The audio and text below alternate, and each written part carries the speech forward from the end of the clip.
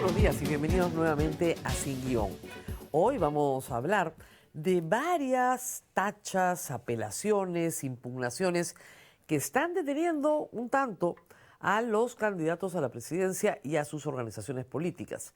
¿Qué está pasando en el Jurado Electoral Especial de Lima y en el Jurado Nacional de Elecciones? ¿Y cómo va a resolverse esto en los próximos días? Y también vamos a hablar del mundo. Ayer, una reunión importante, el presidente electo de Chile estuvo con el presidente interino del Perú. Ninguno de los dos tiene todavía mucho poder, por ponerlo de una manera muy simple, pero la conversación ha sido valiosa y vamos a hablar de eso y también de las conversaciones del presidente de los Estados Unidos con el presidente de Colombia. Un giro en los hechos notable, además de, por supuesto, el control que Estados Unidos va a ejercer sobre Venezuela, que hoy es portada de la República. Pero antes de ir a todo eso, recordarles que hoy es jueves y tenemos preguntas del público y luego en la segunda hora tendremos Sin Guión Electoral con 3 candidatos, senadores y diputados, para que ustedes vayan escogiendo.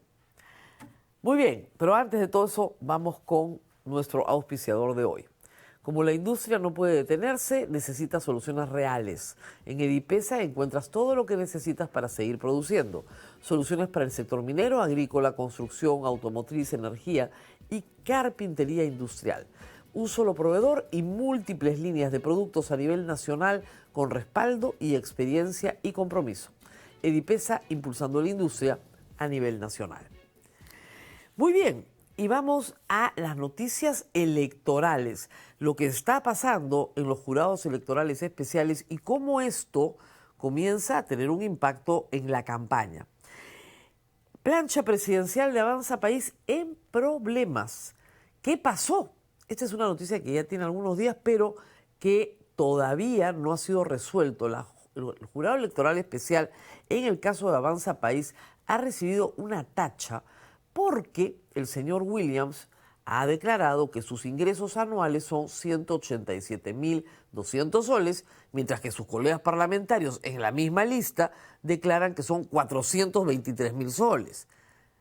De 187.200 a 423.000 o 413.000 soles hay una diferencia notable. Un congresista de la República gana más de $100.000 al año. Eso es desde hace mucho tiempo. Pero cada vez más con los bonos y todo lo demás. 187.000 soles, en el caso de Williams es muy extraño porque él, además de recibir una remuneración, recibe una pensión del Estado peruano, porque es un militar en retiro. Una pensión que no baja de 8.000 soles mensuales, o no bajaba de 8.000 soles mensuales, creo que están más ahora, creo que ya está en 11.000. Entonces, estamos hablando de un funcionario que no ha declarado correctamente sus ingresos en el formulario que le presenta, ¿no es cierto?, la autoridad electoral para que identifique sus ingresos. Avanza País dice que se trata de un error material, de un error de digitación, pero las cifras son bastante diferentes, ¿no? Y 2, ha comenzado a perseguir al que interpone la tacha, acusándolo de lavado de activos, porque para interponer una tacha tienes que tener 5.000 soles, una OIT. Entonces dicen que es un lavador de activos porque ese es pobre y no tiene 5.000 soles.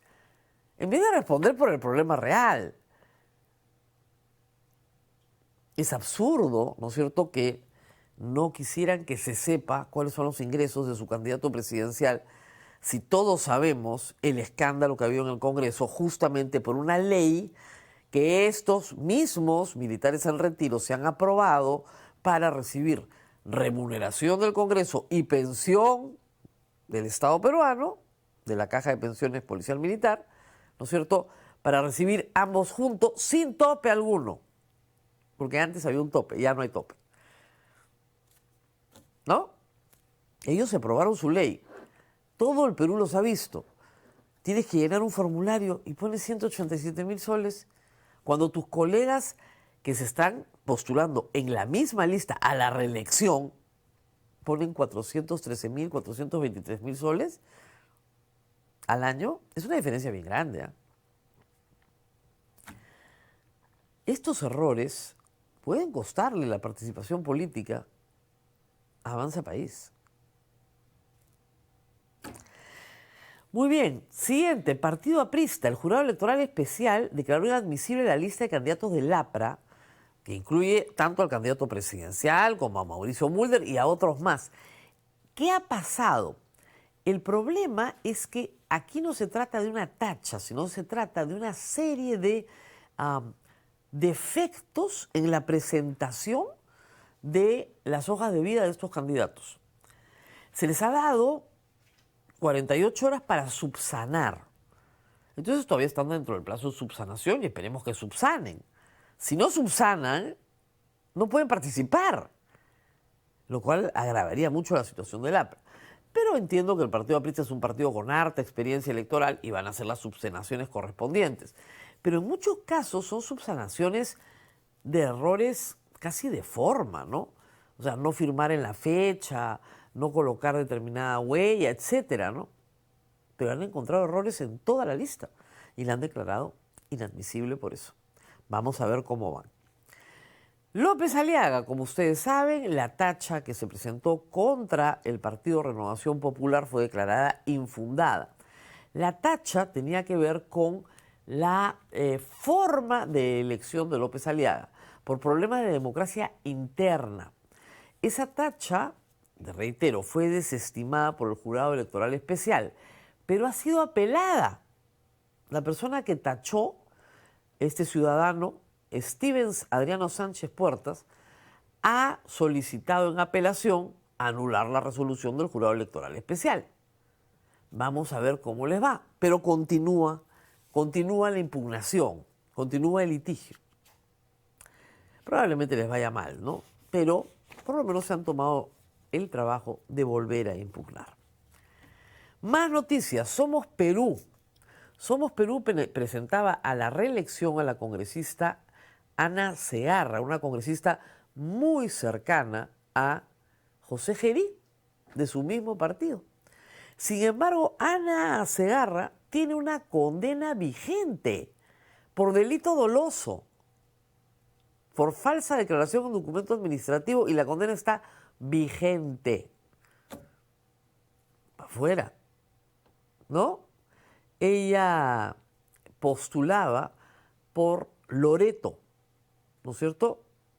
No va más. Si tienes condena por delito doloso, vigente la condena, no puedes postular, pues. Pero así estamos. Siguiente, por favor, Fuerza Popular. Y acá sí viene una complicación grande para Fuerza Popular, porque esto, claro, coincide con el proceso electoral 2026, pero tiene que ver con el caso Alas Peruanas. El caso Alas Peruanas investiga por lavado de activos al clan Ramírez. Esta familia controló la Universidad Alas Peruanas durante bastante tiempo. El tío Fidel Ramírez, el tío de Joaquín Ramírez, actual alcalde de Cajamarca, es el que participó muy activamente, hay que decirlo, en las donaciones a Fuerza Popular. Y Joaquín Ramírez fue secretario general de Fuerza Popular. Y lo que se investiga en este caso son las donaciones que se hacen de la familia Ramírez hacia el Partido Fuerza Popular en la hipótesis fiscal, utilizando recursos de la Universidad Alas Peruanas.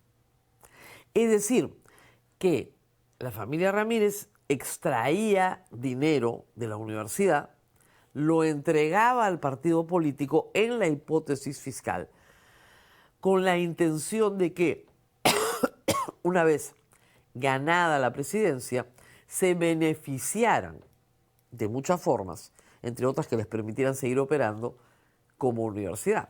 Como ustedes saben, la Universidad Alas Peruanas no alcanzó su licenciamiento porque se presume que esta familia usó bienes de esta universidad en beneficio personal para la creación de empresas propias. Es un caso muy grande de lavado de activos y se había pedido desde el 2024 que Fuerza Popular fuera incorporado como una persona jurídica acusada en este movimiento de dinero, de lavado se presume. Se han demorado año y medio.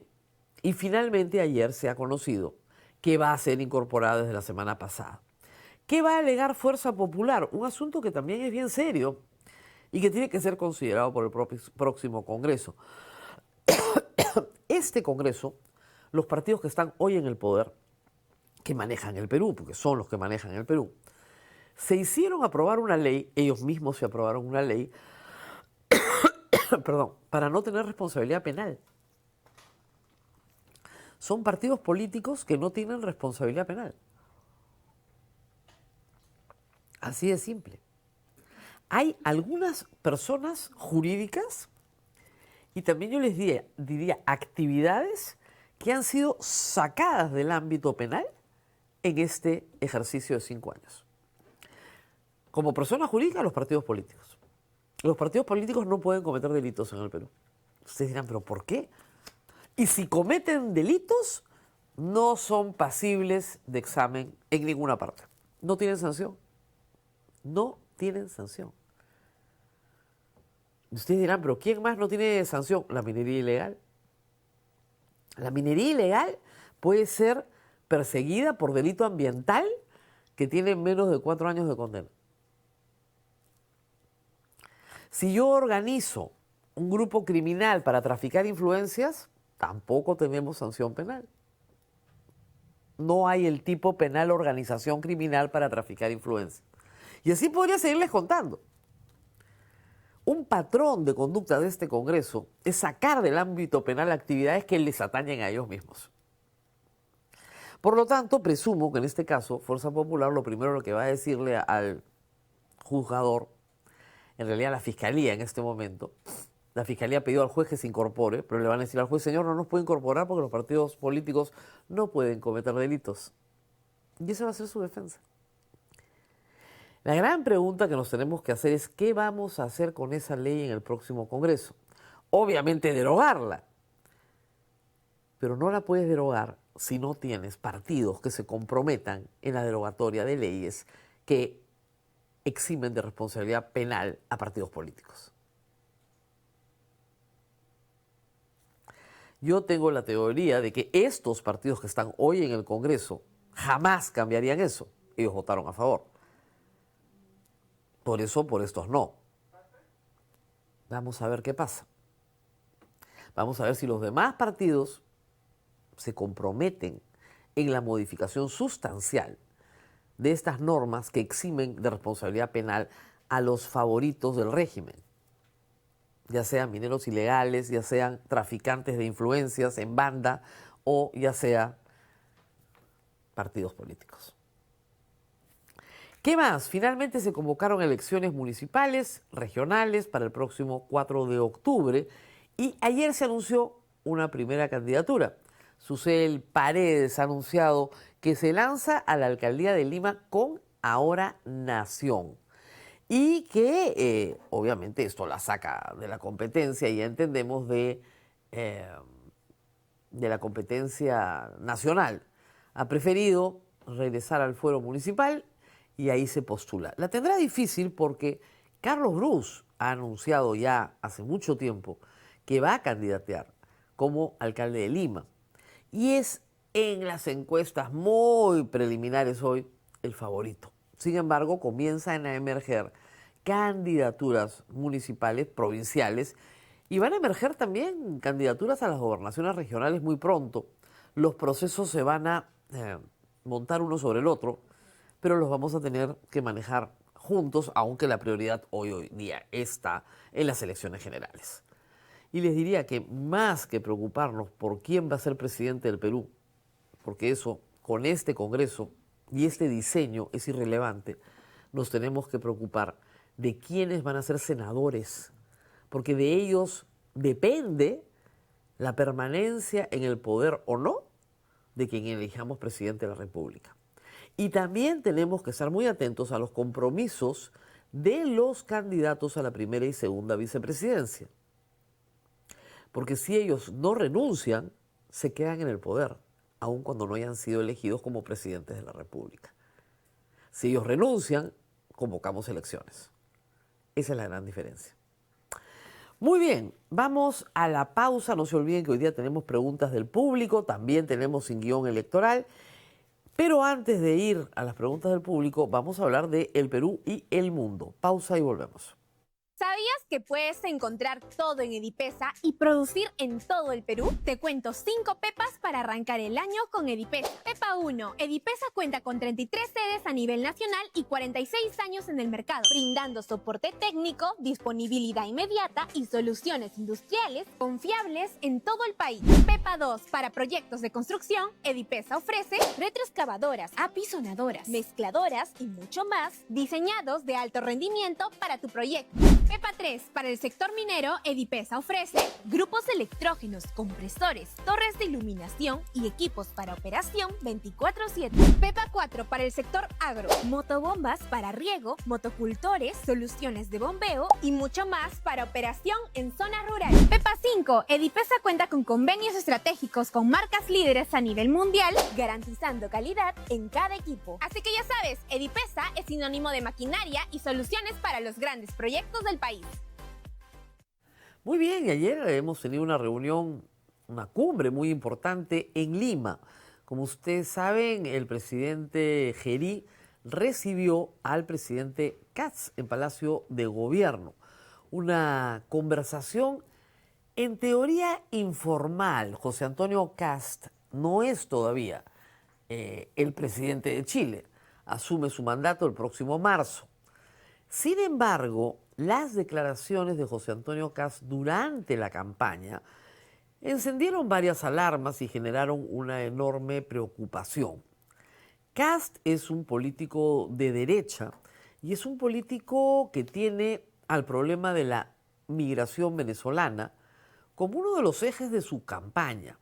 Es decir, quiere expulsar migrantes venezolanos de Chile. Los considera un problema, los considera negativos, presumo, para la sociedad chilena. Él ha tratado de bajarle los paños a esta expulsión masiva que anuncia, señalando que lo que quieren es tener orden, que no quieren una migración irregular, que quien se metió por la ventana esté invitado a salir y entrar por la puerta, es lo que ha dicho ayer, tratando de bajar el contenido manifiestamente xenofóbico de sus declaraciones. Es muy común, lamentablemente en América Latina, también en Estados Unidos y en Europa, echarle la culpa a los migrantes de los problemas nacionales. Todos los políticos lo hacen. Es muy fácil, porque tienes un culpable que es ajeno. Entonces, ¿cuál es el objetivo? Eliminar al extranjero, y con eso se resuelven todos los problemas. La humanidad ha pasado por esto varias veces durante el siglo XX y vaya las guerras que hemos tenido por este tipo de pensamiento. Los problemas del Perú y de Chile no son causados por la migración venezolana. Son causados por los chilenos y por los peruanos. Es mucho más concreto que eso. Pero, reiteramos, durante la campaña, el entonces candidato Kast hizo un spot en la frontera de Chile con el Perú. No decía dónde estaba, pero era evidente para cualquier peruano, uno veía el desierto y sabía perfectamente dónde estaba, que iba a expulsar a los venezolanos y se iban a ir por ahí. Y por ahí era el Perú. ¿Y qué culpa tiene el Perú de la migración venezolana en Chile? Y hay una cosa bien contradictoria, ¿no? Porque tanto Perú como el señor Kast, no Boric, el señor Kast, se han alegrado muchísimo de la caída de Maduro. Han felicitado a Trump, les parece genial. Pero la situación de los venezolanos en sus países, eso les importa mucho menos. Gerí se apuró a decir, bueno, ya cayó el dictador, comiencen a irse. Y ayer la discusión fue para eso. ¿Cómo vamos a hacer para que se vayan? Y Kast propone de nuevo un corredor. Pero el corredor desde Chile hasta Venezuela atraviesa todo el continente, ¿no? Todo Sudamérica. Entonces tienes que pasar por Perú, tienes que pasar por Ecuador, tienes que pasar por Colombia, ¿no es cierto? Y finalmente llegar a Venezuela. Y cuando la gente se desplaza de la forma en la que se ha desplazado, estamos hablando de más de 8 millones, tal vez 9 millones de venezolanos en el exterior, el 30% de la población de Venezuela salió de Venezuela. El regreso no va a ser instantáneo, como no lo fue la venida. Esto explota el 2017, pero es 2017, 2018, 2019, 2020, o sea, hay un largo proceso. No es un proceso corto, es un largo proceso. El retorno sí se da, porque no puedes interrumpir las vidas de la gente que se casaron tal vez con peruanas o con chilenas o que tuvieron hijos en otro país o ya terminaron o están terminando sus estudios, etc. Si se da, se va a dar en plazos y probablemente largos. Porque la situación en Venezuela hoy no es nada clara en materia de dos asuntos que obligaron a migrar. Uno, el económico, otro, el de la violación sistemática de derechos fundamentales. En esos dos puntos todavía la situación no es clara. Para nadie en Venezuela. Siguen bajo un régimen de terror. Vamos a ver qué pasa en marzo cuando el señor Kast se incorpora al poder, pero les ha dado un plazo de salida. Él llega al poder y se van. Los irregulares, ahora, si son irregulares, ¿cómo los tiene censados o mapeados? Eso no me queda claro. Presumo que van a hacer algo más que expulsar a personas bajo el manto de esta irregularidad. Pero el señor Geri estuvo muy contento en la reunión. Él es un presidente interino, el otro todavía no ha asumido el mandato. Entonces creo que estaban en más o menos la misma situación. Y luego hablaron de un asunto que es grave para el Perú y preocupa a Chile, que es la minería ilegal. En Chile no tienen los niveles de minería ilegal que tienen en el Perú, pero es evidente que si el oro sale a través de Bolivia, también puede salir a través de los puertos chilenos. Y ahí José Antonio Kast muestra una enorme preocupación y lo que quiere es colaborar en la detección en puertos y aeropuertos de mineral que salga de manera ilícita. ¿Ok? Y quiere colaborar a través de colaboración tecnológica, que a mí me parece muy bien. Vamos a ver si se la aceptan en el Perú, porque tal vez en el Perú nadie quiere de verdad resolver el problema cuando prorrogas el reinfo y prorrogas el reinfo y prorrogas el reinfo. En todo caso, creo que una reunión positiva, aun cuando el 28 de julio del próximo año Geri ya no estará y Kast entra en marzo, así que buena parte de las discusiones que han tenido ayer se resolverán cuando un nuevo presidente en el Perú esté sentado en el poder. ¿Qué más ha pasado ayer? Un giro espectacular. Yo nunca he visto una cosa así. Ustedes recuerdan que Donald Trump tuvo palabras muy duras con el señor Petro, el presidente de Colombia. Dijo que era un narcotraficante. Se lo dijo con todas las letras. Un narco. Y cuando le preguntaron, oiga, ¿usted invadiría Colombia en el Air Force One? Él dijo, it sounds good to me. O sea, me suena bien, ¿eh? O sea, yo podría invadirlos también. O sea, bien, ¿no? O sea, cuidado, Petro. Ya invadimos Venezuela, sacamos a Maduro, cualquier día te sacamos a ti. Petro hizo una serie de actos políticos, escribió en su cuenta de Twitter, dijo que él iba a tomar las armas, que no las había tocado desde que, ¿no es cierto?, firmó la paz con el M-19, pero que la patria, que él lo habían elegido, que él no se había robado una elección, que él seguía pagando las cuotas de su casa, que no era un hombre rico. Bueno, y comenzó a convocar, además, políticamente a sus partidarios. ¿Y qué creen? Ayer, en medio de una, digamos, manifestación claramente de izquierda, de apoyo a Petro, Petro le informa a sus huestes de izquierda que Trump ya lo llamó. Y estallan todos en júbilo. ¡Bravo, Trump te llamó! Pero no solamente eso, miren lo que publica Trump.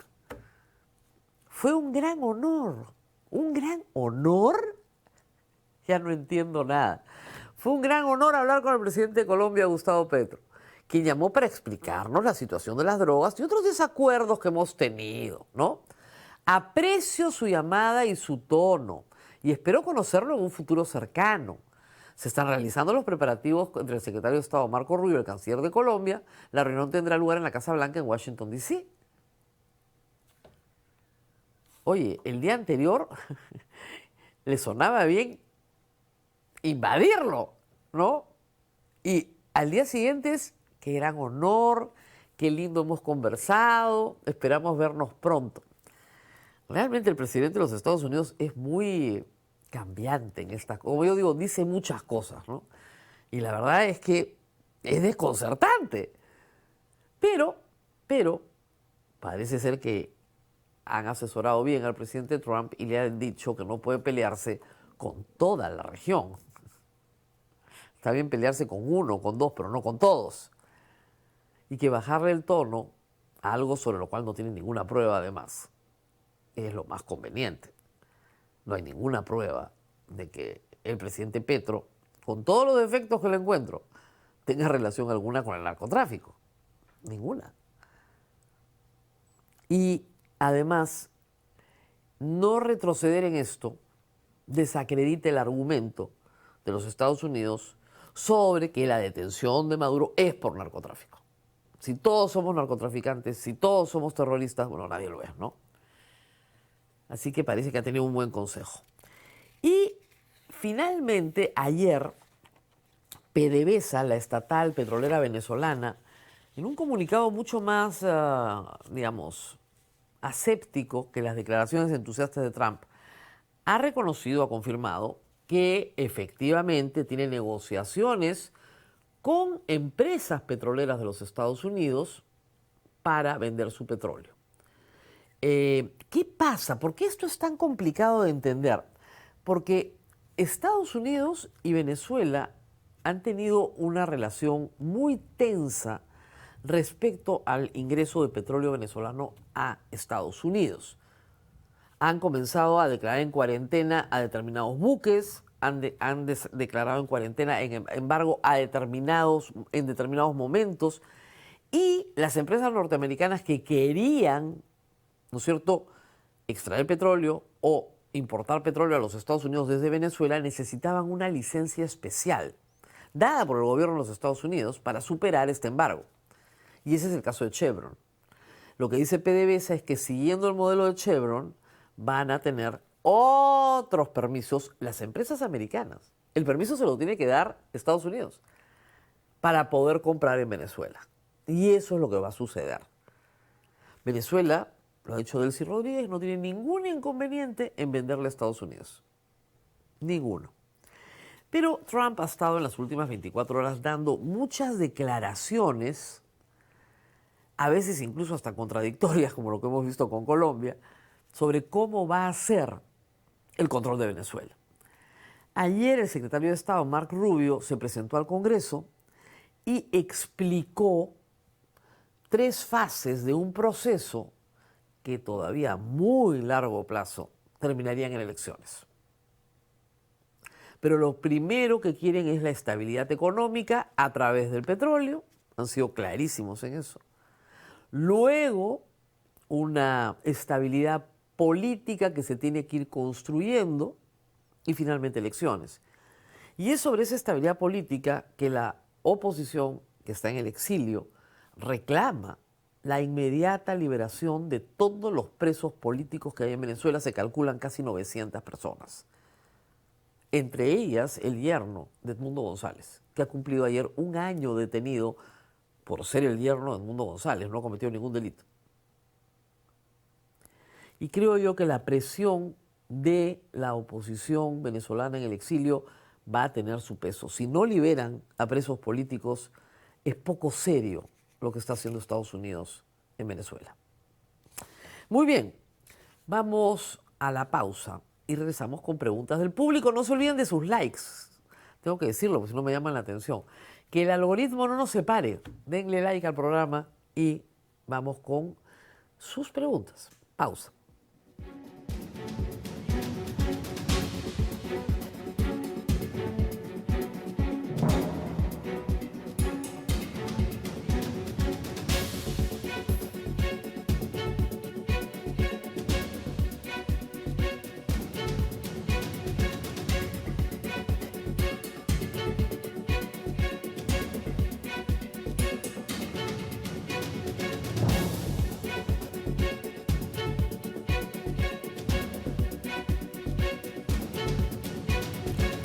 bien, y vamos con preguntas del público, por favor. Acá voy a moverme acá. A ver, primera. Buenos días. Saludo la presencia de Carlos Cornejos a partir del lunes 12, pero ¿y sin guión? Sin guión, sí, exactamente igual. Carlos Cornejo viene a las 9 de la noche. Perdón, acá. Carlos Cornejo, que obviamente estamos felices de que esté con nosotros también, viene en el horario de las 9 p.m. Alguien tiene un problemita de dislexia. No es AM, sino es PM.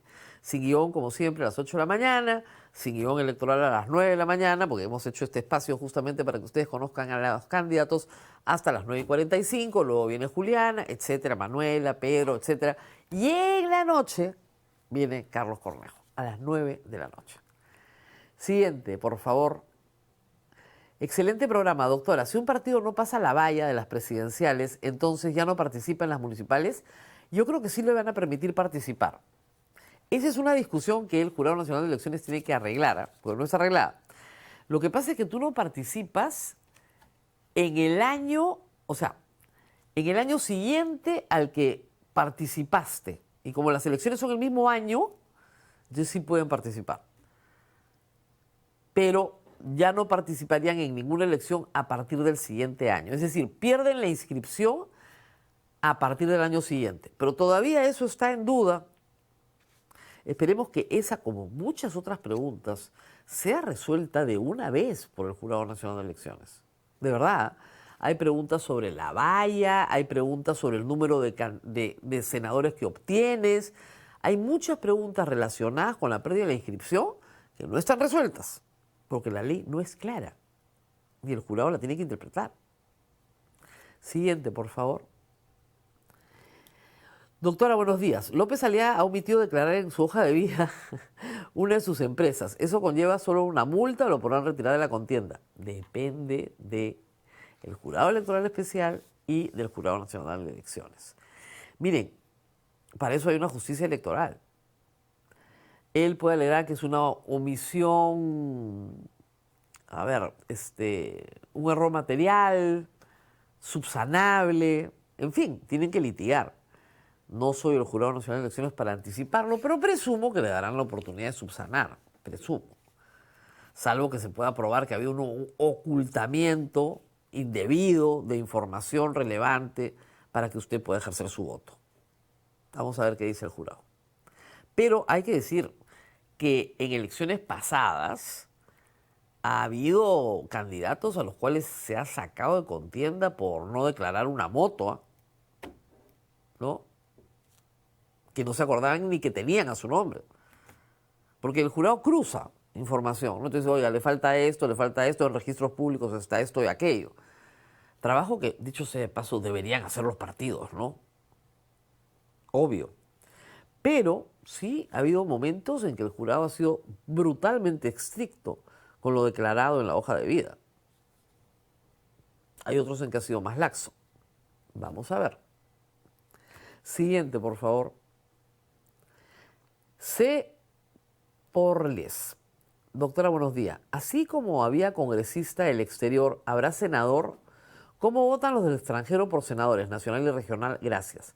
Lo que yo entiendo es que por senadores nacional votamos todos, peruanos y extranjeros. No sé si regional van a votar en Lima. Lo que sí, en diputados van a tener su propia votación. Va a haber lista de peruanos en el extranjero para diputados. Para senadores regional ya me ha hecho dudar. Creo que sí, porque son 27 circunscripciones y una es, sí, a ver, son 27 circunscripciones para Senado regional y de ahí hay 4 que van a Lima. Entonces eso suma 30, porque Lima, ¿no?, tiene más 3, 30. De esas 27 circunscripciones, una es peruanos en el extranjero. Entonces usted vota Senado Nacional con todo el Perú, igual que todos votamos por la misma lista nacional, y en el Senado regional, peruanos en el exterior, tiene un senador. Le van a ofrecer 2 opciones por cada partido, pero tiene un senador. ¿ok? Peruanos en el exterior tiene un representante en el Senado. Y en diputados también tiene. El número ahorita exacto no lo sé, pero también tiene, creo que tiene 3 o 4 o 2. Ya me ha hecho dudar, pero también vota. Es decir, su cédula en el extranjero no es igual a la mía en Lima, no es igual a la del votante de Arequipa, no es igual a la del votante de Loreto, ¿ok? Así vamos. Vamos a tener que hacer programas especiales para votar, ¿eh? Siguiente, por favor. Así como está la tendencia política internacional, ¿qué nos garantiza que no se esté cocinando un fraude a favor de la derecha en las siguientes elecciones? Mire, en el Perú nada nos garantiza nada. Aquí nada tiene garantía. Yo solo espero que se respete la voluntad popular. Estados Unidos y su influencia en los procesos electorales en América Latina, hay que decirlo actualmente, es muy transparente, ¿eh? A usted le puede gustar o no gustar, a mí también, lo que dice Trump o no dice Trump, pero el asunto es que lo dice, ¿eh? A mí me gusta tal candidato en Honduras. Ahí no hay un fraude, ahí hay una expresión de voluntad, pero no hay un fraude. O a mí me gusta tal candidato en Argentina, ¿no? No hay ahí una maniobra fraudulenta, hay una injerencia indebida, lo que usted quiera, pero no hay fraude, porque son muy transparentes en lo que quieren. El fraude es cuando tú manipulas la votación. Fraude es lo que ha hecho Maduro, por ejemplo, en Venezuela. Eso es un fraude. Pero si tú no manipulas la elección popular, no pasa nada. Y creo yo que va a haber mucha observación internacional en los procesos electorales en el Perú. Además, eso ayuda mucho. Siguiente, por favor. Doctora Rosa María Palacios, muy buenos días. ¿Qué pasó con el casi de la inscripción de Marisol Perestello y su grupo político? Estamos esperando la resolución del Jurado Nacional de Elecciones. Hoy a las 4 de la tarde comienza un pleno del jurado que va a revisar algo así como 16 expedientes que han sido rechazados, digamos, distintas cosas por los jurados electorales especiales. Entonces ahí vamos a ver cómo se resuelve. Cómo se resuelve el caso de Marisol Perestello, cómo se resuelve el caso Aprista, hay varios casos. Y ojo, estas impugnaciones y tachas pueden durar varias semanas, ¿eh? Se supone que para marzo todo queda cerrado. Para marzo. Estamos en enero. Así que las campañas siguen, pero con una situación pues bien inestable, ¿no? Entonces hay que pedirle al jurado que por lo menos a nivel de candidaturas presidenciales resuelva todo lo que tiene que resolver lo más pronto posible. Siguiente, por favor. Pregunta de Juliana Vila. ¿Cómo alguien que fue investigado por cuellos blancos tiene el poder de archivar el mismo caso? No han archivado el caso, porque el fiscal de la Nación no puede archivar ningún caso cuellos blancos porque no es el fiscal del caso. Lo que ha hecho es desactivar el equipo especial de fiscales que investigaba ese caso. Un tremendo caso, hay que decirlo, ¿eh? Era un caso de corrupción en el sistema de justicia. Jueces del más alto nivel y fiscales del más alto nivel, negociando desde sentencias hasta puestos en el entonces Consejo Nacional de la Magistratura, en un periodo de grabaciones que no tiene más de 6 meses. Ese es el caso Cuellos Blancos, que arranca, el nodo central es el Callao, pero estaba expandido a Lima, por supuesto, y a todo el país. El señor Tomás Saladino Gálvez sostiene que a él le archivaron todo, que él no tiene ninguna relación, salvo unas conversaciones pues, que no dicen nada. Bueno, ustedes las pueden escuchar, ¿eh? Pueden escucharlas cuando quieran. Están ahí. Ustedes decidirán si no dicen nada. Pero, en efecto, su caso fue archivado. Y él logra, a través del litigio que interpone, que lo repongan con la ayuda, por supuesto, del Congreso de la República, que le archiva todo.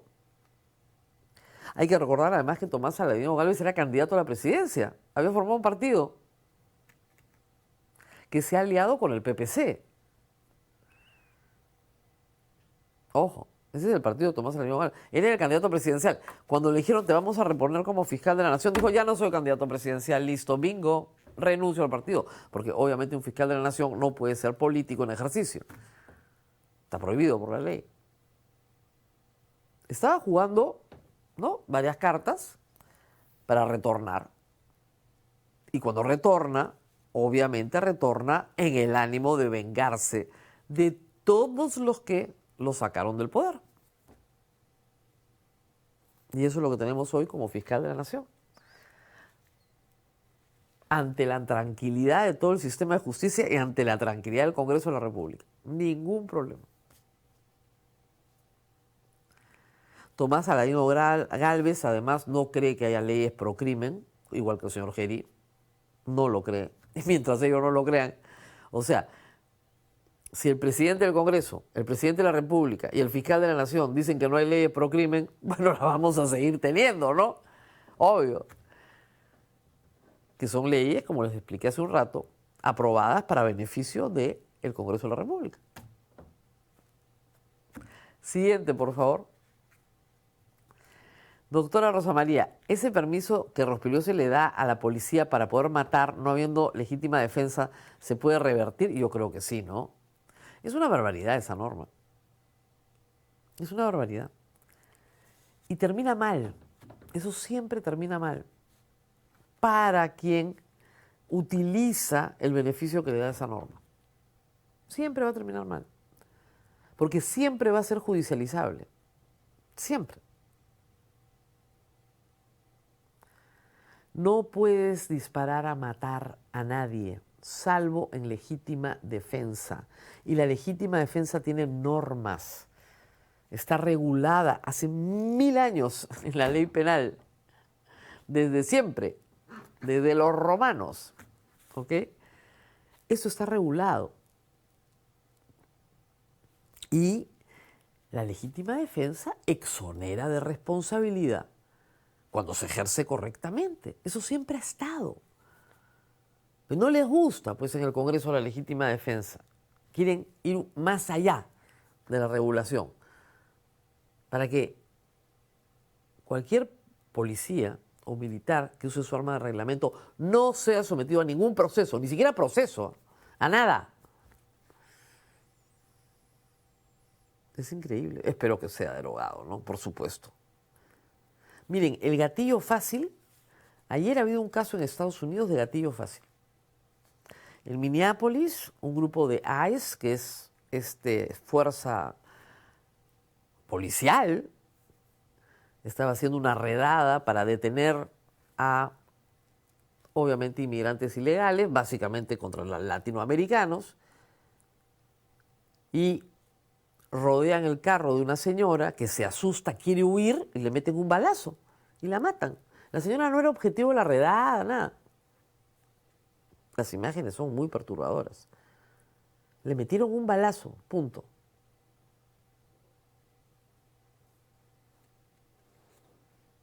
Ese es el gatillo fácil cuando tienes a personal que no está entrenado para hacer una función policial. Una señora desarmada, lo único que quería era huir. La podían detener en un retén metros más allá, no había ningún problema, pero no. Y la mataron. El alcalde de Minneapolis salió a decirles con palabras bien gruesas que se larguen de su ciudad, ¿no? Tú no puedes andar matando gente en las calles, ¿no? ¿Qué nos pasa como sociedad para que eso sea admisible en una ley del Congreso, además?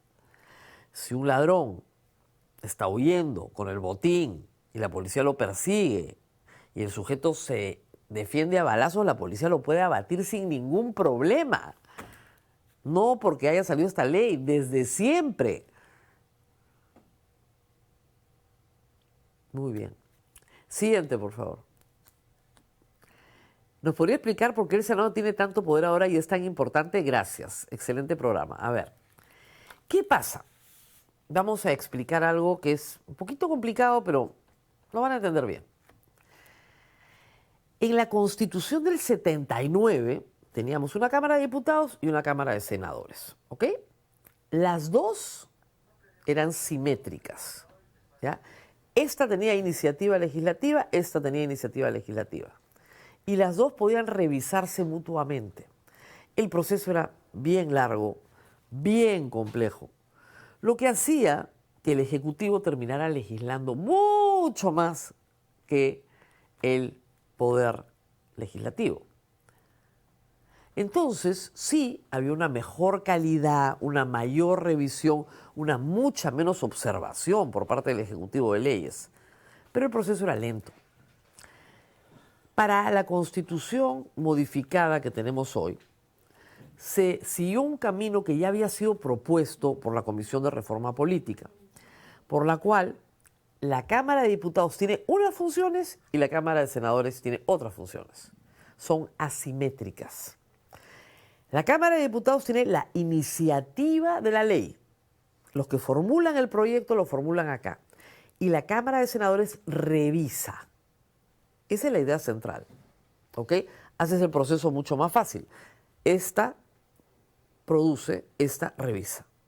Promulga igual el presidente de la República. Pero ¿qué pasa? En la reglamentación están los problemas. De acuerdo a lo que se ha aprobado por este Congreso, esta Cámara produce, pero esta revisa y modifica. ¿Ok? Entonces, esta les manda un conejo y estos sacan un cangrejo. Ya está. Entonces, ¿de qué te sirve la iniciativa si acá te la van a transformar en cualquier cosa? Obviamente, la Cámara de Senadores tiene muchísimo más poder que la Cámara de Diputados. Solo en materia legislativa, nada más. Ahí nomás está el problema.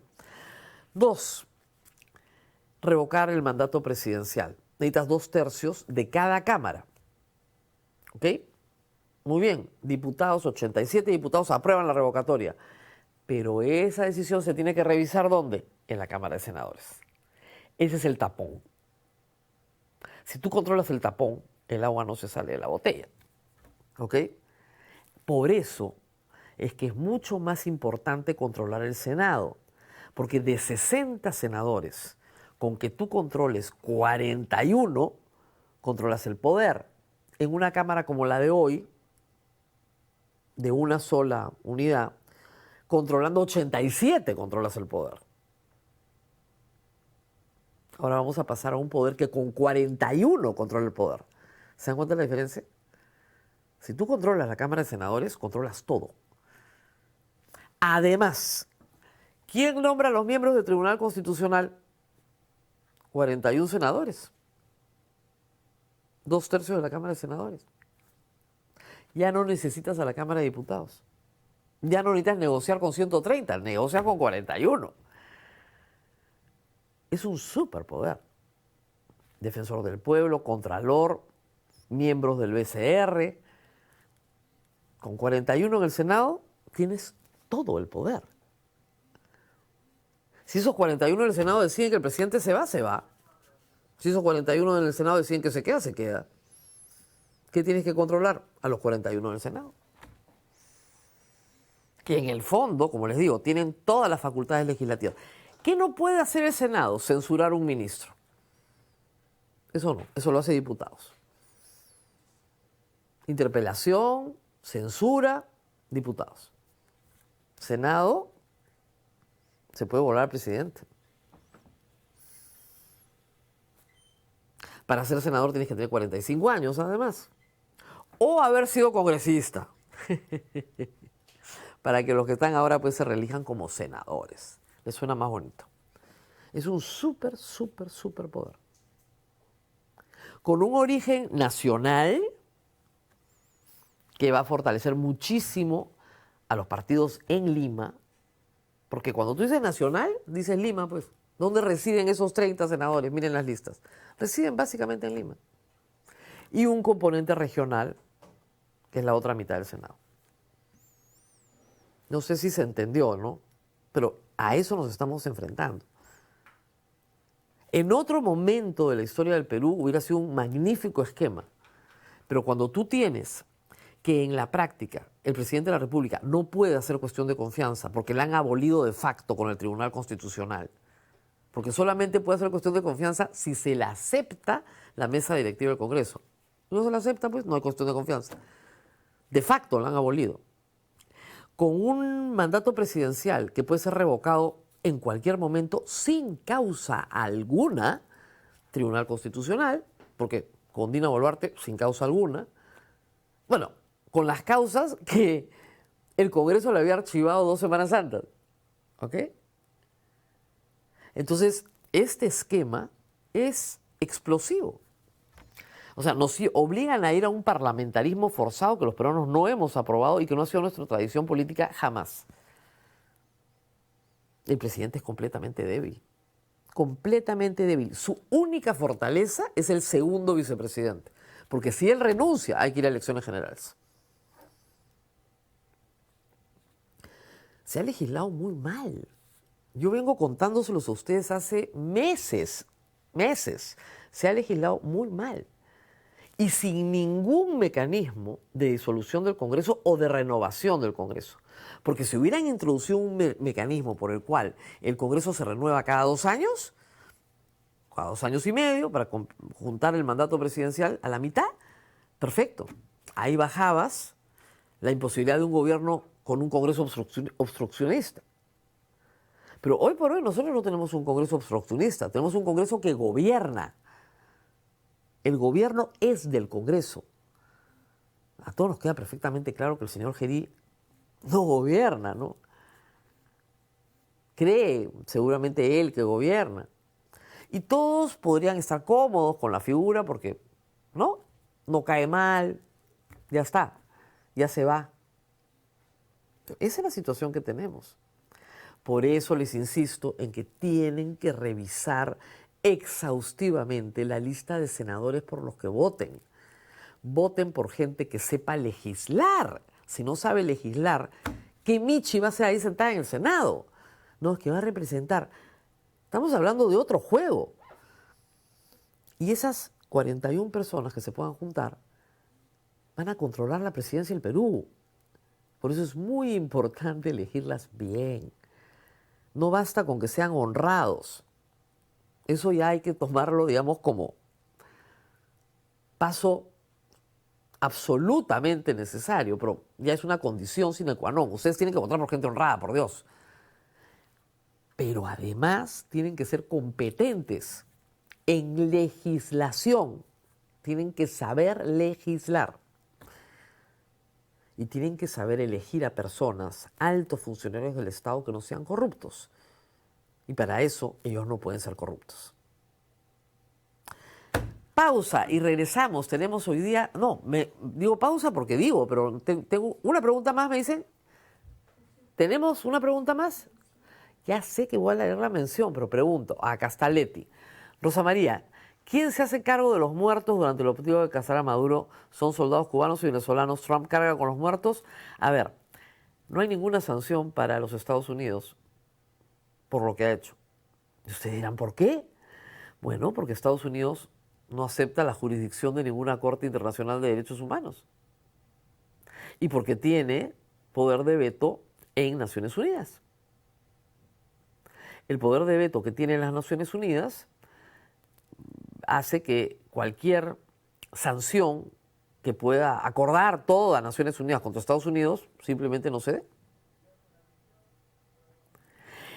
Miren, es bien claro, para hacer uso de la fuerza tienes que tener permiso del Consejo de Seguridad. Estados Unidos no lo tuvo nunca.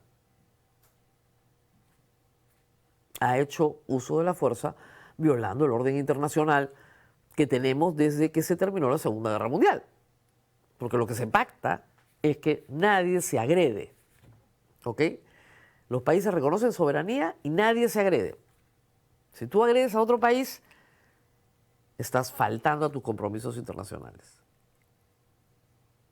Lo que ha hecho Estados Unidos es decir, tengo una emergencia, estoy deteniendo a un narcotraficante que no es presidente, por lo tanto no he violado la soberanía porque el señor no es presidente, no está reconocido como presidente, es un delincuente, y salieron en su defensa un conjunto de personas y en legítima defensa de nuestros soldados los abatieron en medio de un enfrentamiento. Esa va a ser la justificación jurídica de los Estados Unidos. pero se abre todo un debate, pues. Y el debate lo estamos teniendo desde hace una semana. ¿Eso no se puede hacer? No, no se puede hacer. ¿Lo puede hacer y tiene sanción? No, no tiene sanción. ¿Y por qué no tiene sanción? Porque tiene derecho de veto. Y ese es el orden mundial, no lo inventé yo, ¿eh? No los estoy fastidiando. Ese es el orden mundial después de la Segunda Guerra Mundial.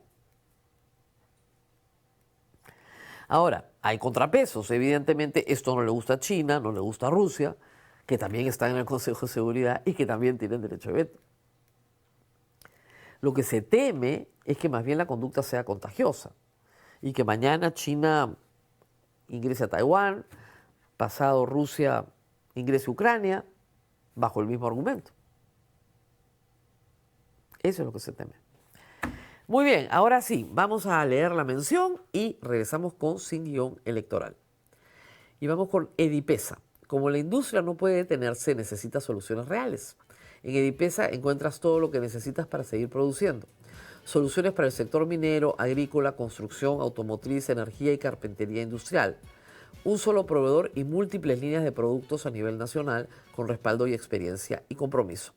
Edipesa impulsando la industria a nivel nacional. Pausa y regresamos con Sin Guión Electoral. Nadie se mueva. Tenemos 3 candidatos para ustedes. Volvemos.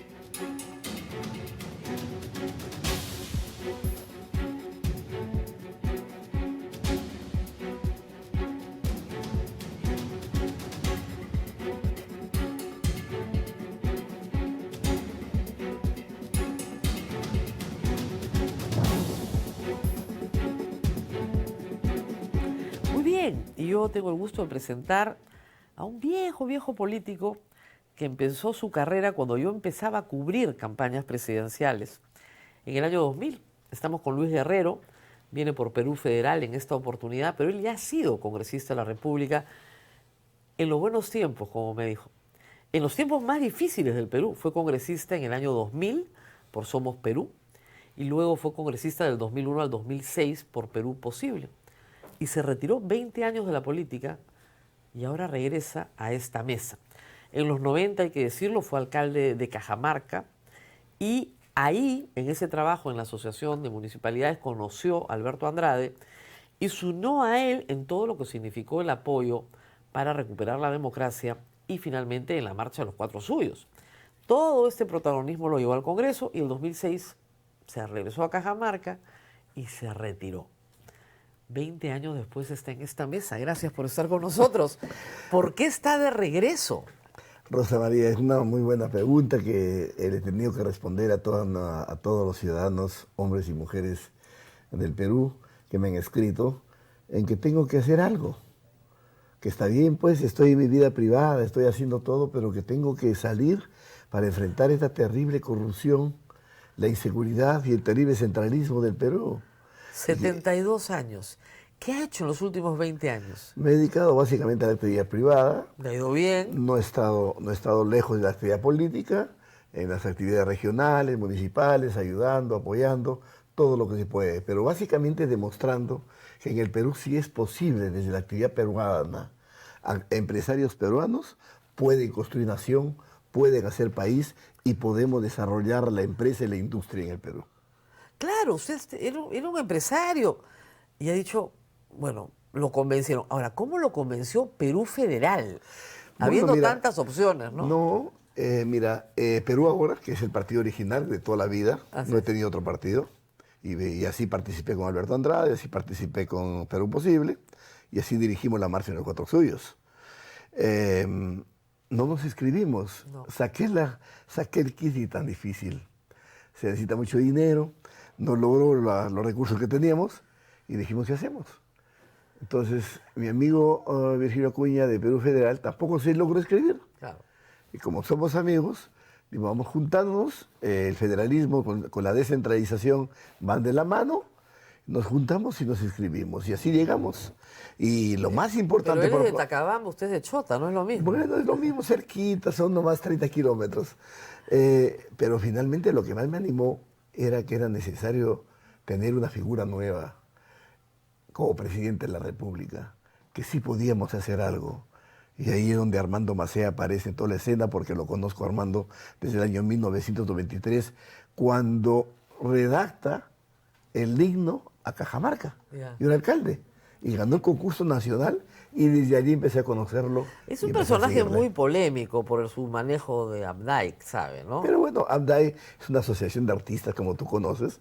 Lo más importante es la sensibilidad de la persona para dirigir un país, ¿no?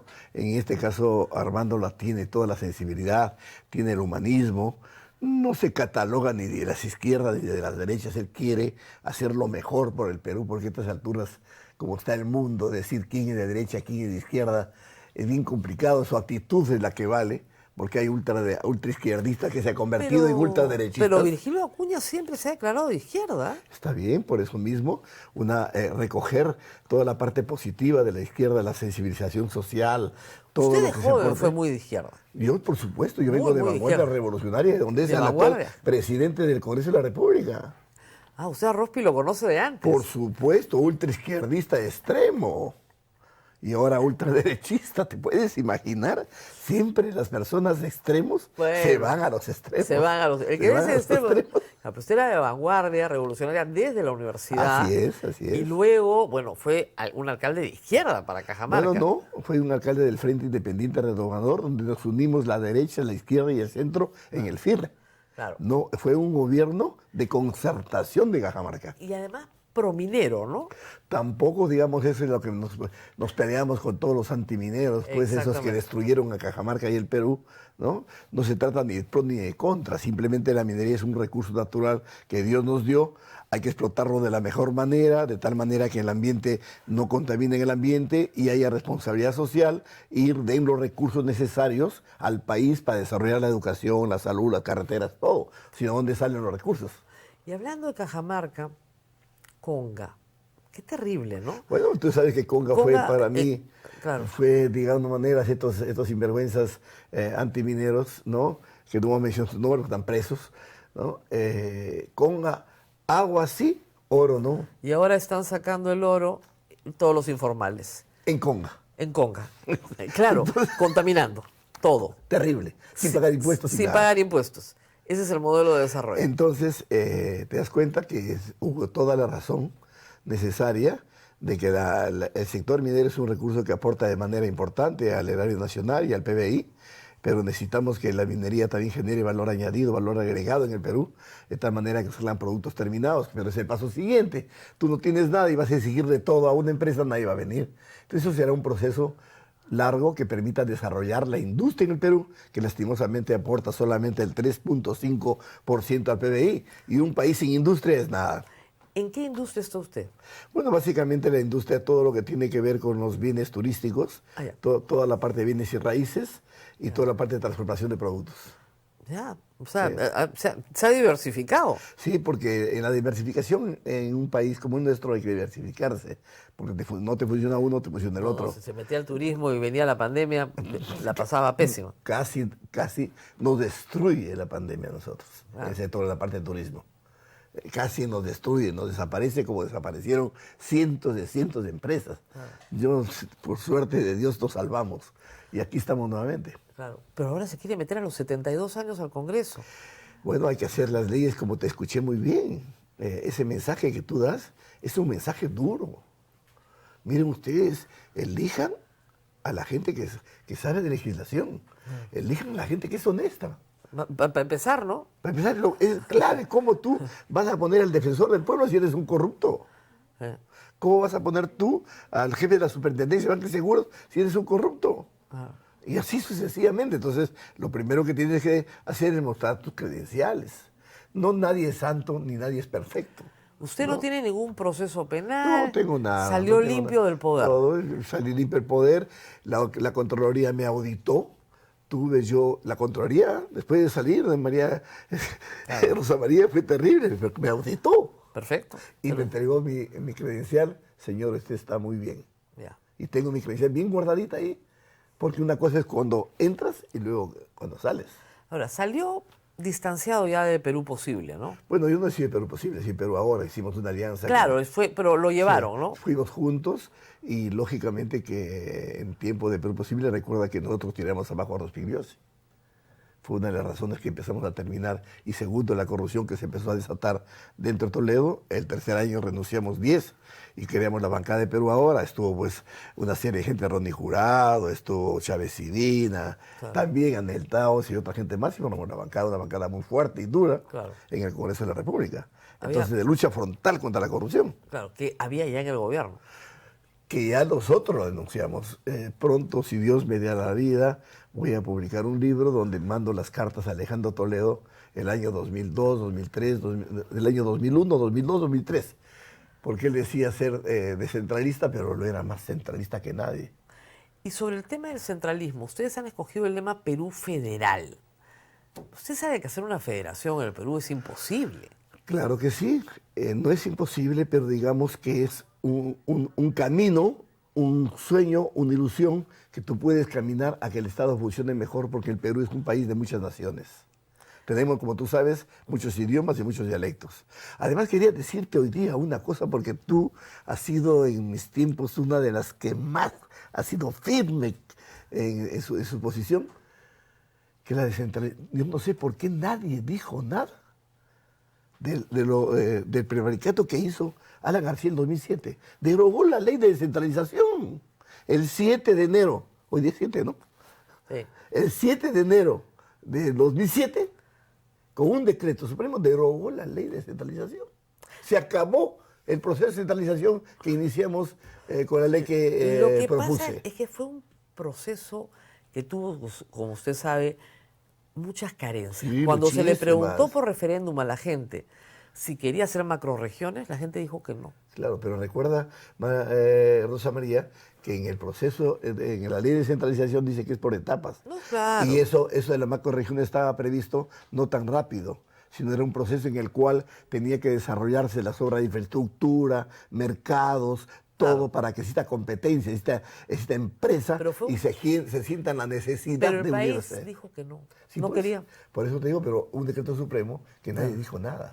Porque había esa sensación de que ese era un proceso... Pero es que quería decirte eso, Sí. que estamos de acuerdo entonces que ya no hay más descentralización después del 2007. No, pero acuérdese usted que en el gobierno de Toledo sí se descentralizaron todas las funciones. Se empezaron. No, se empezó y se concluyó. Sí, se empezaron. Uno de los problemas, por ejemplo, hoy, más graves, es que se descentralizó la minería artesanal. Y al descentralizarse la minería artesanal, cada región hace lo que quiere y no hay control. No, pero te digo que la región no tiene ningún poder sobre la minería artesanal, todo lo hace el Ministerio de Energía y Minas. Ahora. Sí, ahora, Ya, porque te digo. pero esto se ha revertido el último año. Pero seguramente que en ese momento... Porque no había ninguna fiscalización real. Es que no se dio todavía el funcionamiento de parte de las regiones en la licencia de la minería artesanal. Si hubiera empezado, te aseguro que la sociedad de cada región hubiera empezado a mirar los pros y los contras de ello. Eso no se dio. No, sí se descentralizó. Sí, pero no se dio, no se ejecutó, no se procedió, no se desarrolló. Hay direcciones regionales de energía y mina en todo el Perú. Sí, pero que no están a cargo de la minería artesanal. claro que sí. Y mira el desastre. Claro que sí, mira lo que está sucediendo en Cajamarca y el Perú. Es un desastre. Pues es un desastre total. Entonces hay un problema con la descentralización. Pero por eso hay que hacer bien, hay que corregir lo que hay que corregir. Pero que un país, si no es descentralizado, es un país agobiante que no se va a desarrollar ni la industria ni nada. porque el Perú es un país muy difícil, Pero muy quebrado, ser, claro, muy, pero, muy, muy, pero muy ser complejo. una federación de estados es otra cosa. Es un proceso largo que el Perú tendrá de Exacto. federalismo. No existe solamente una sola experiencia. Existe la experiencia de Brasil, existe la experiencia argentina, existe la experiencia de México, ¿no? Que no son países federales como Estados Unidos exactamente. Pero son federalistas. Son federalistas, pero no son federales en el término Claro, exacto de la palabra. Claro que aquí nosotros propugnamos un federalismo que empieza con la descentralización. Ya. Están más lejos todavía del federalismo. Sí, sí, sí. Pregunta al público. ¿Qué haría si es elegido con los actuales miembros del TC, el Jurado Nacional de Justicia, la Junta Nacional de Justicia, el Defensor del Pueblo, la Fiscalía de la Nación? La gente lo pregunta porque el Senado los puede nombrar, pero también los puede remover por falta grave. Y bueno, hemos visto la conducta de muchos de estos miembros y queríamos saber qué pensaban hacer. Pues es sencillo, mira, si un defensor del pueblo, cualquier funcionario electo por Congreso no funciona, tú tienes que acusarlo inmediatamente. Acusarlo con el debido proceso y destituirlo inmediatamente. A ver, los jueces del Tribunal Constitucional han aprobado de facto que el Congreso derogue la cuestión de confianza. Por eso, pues, son extremos que no tienen por qué suceder. O han aprobado que los congresistas tienen iniciativa de gasto. No, por eso es terrible. ¿Cómo el Congreso, que es una cosa diferente al Poder Ejecutivo? Por eso existe Poder Ejecutivo.